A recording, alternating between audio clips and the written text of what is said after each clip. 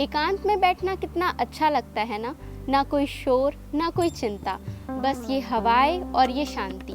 मैं आपको ये इसलिए बता रही हूँ क्योंकि हमारे प्यारे लंबोदर महाराज विराजमान है 3000 फीट ऊंचे पहाड़ की चोटी पर। दरअसल मैं बात कर रही हूँ छत्तीसगढ़ के दंतेवाड़ा में बसे ढोलकल गणेश की। ये एक रहस्यमय और प्राचीन स्थल है जहाँ बप्पा विराजमान है, बिल्कुल अकेले।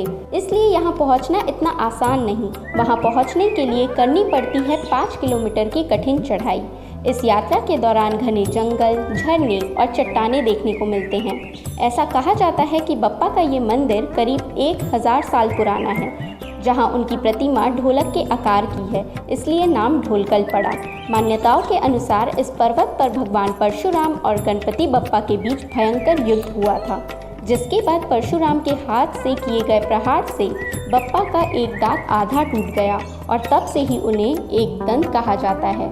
अब आप कमेंट करके ज़रूर बताइए कि आप कब जा रहे हैं ढोलकल गणेश की दर्शन के लिए, और साथ में कहिए ओम गण गणपते नमः।